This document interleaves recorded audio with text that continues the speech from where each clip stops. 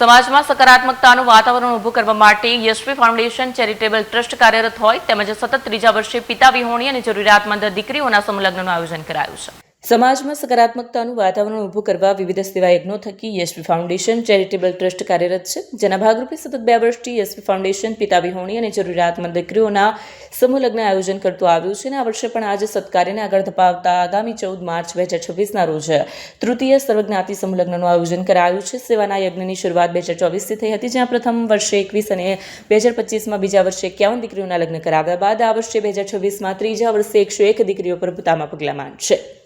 દીકરીઓના પાનેતર અને મહેંદી પ્રસંગથી માંડીને કરિયાવર સહિતની લગ્ન પ્રસંગની તમામ વિધિઓ સંપૂર્ણ જવાબદારી સાથે સંપન્ન કરાઈ છે। તો આ વર્ષે સમૂહ લગ્નના વિવિધ પ્રસંગોમાં પાનેતર વિધિ 25 ફેબ્રુઆરીએ, મહેંદી પ્રસંગ 24 ફેબ્રુઆરીએ યોજાશે, જ્યારે તૃતીય સમૂહ લગ્નની 14 માર્ચ 2026ના રોજ યોજાશે। મારું નામ પરેશ ખંડેલવાલ છે। યશવી ફાઉન્ડેશન ચેરિટેબલના અમે ફાઉન્ડર છીએ। મારી મિसेस છે વંદના ખંડેલવાલ। જી સર, કઈ પ્રકારનું આયોજન છે? અમે આ વખતે તૃતીય સમૂહ લગ્ન કરવા જઈ રહ્યા છીએ, જેમાં 101 દીકરીઓનો સમાવેશ કરવામાં આવેલ છે। જેના ભાગરૂપે અમે અત્યારે જે કાર્યક્રમ કરવા જઈ રહ્યા છીએ એ રાજઘરાના જે ડુમસ રોડ પર આવેલ છે સેટ, એમાં આ કાર્યક્રમ યોજવામાં આવેલ છે। અત્યાર સુધી અમે પહેલા વર્ષે 21 દીકરીઓ, બીજા વર્ષે 51 દીકરીઓ અને આ વર્ષે 101 દીકરીઓ અમે સમૂહ લગ્નમાં પરણાવવા જઈ રહ્યા છીએ। ખાસ કરીને કઈ દીકરીઓને આ સમૂહ લગ્નમાં લગ્ન કરવામાં આવે? આ જે સમૂહ લગ્ન છે એ એવી દીકરીઓ છે જે દીકરીઓના પિતા નથી, પિતા વિહોણી છે, અથવા એવી બી દીકરીઓ છે જે અનાથ બી છે, અને અમુક એવી બી દીકરીઓ છે જે જરૂરતમંદ છે, જેના પાસે પૈસા નથી અથવા એ લગ્ન કરી શકે એવી ક્ષમતા નથી। એ તમામ દીકરીઓનો અમે સમાવેશ કરવામાં આવે છે। કયા કયા સમાજના જે દીકરીઓના અહીં લગ્ન કરવામાં આવે?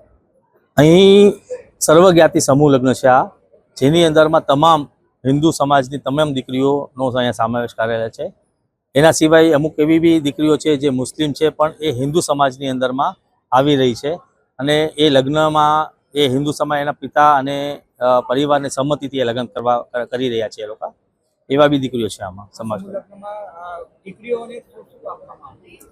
દીકરીઓને કરિયાવરના રૂપમાં અમે તમામ એવી વસ્તુ આપવામાં આવશે જે વસ્તુઓ આપણે આપણી દીકરીને આપતા હોઈએ છીએ, જેમ કે કિચનનું સામાન છે, પછી આપણે બેડ છે, કબાટ છે, પછી સોનાની છ છે, પાજેબ છે, ટીવી છે, ફ્રીજ છે, એ તમામ વસ્તુઓ અમે આપવામાં આવે છે। તમામ વરરાજાને દીકરીઓનું રજીસ્ટ્રેશન કેવી રીતે કરવું?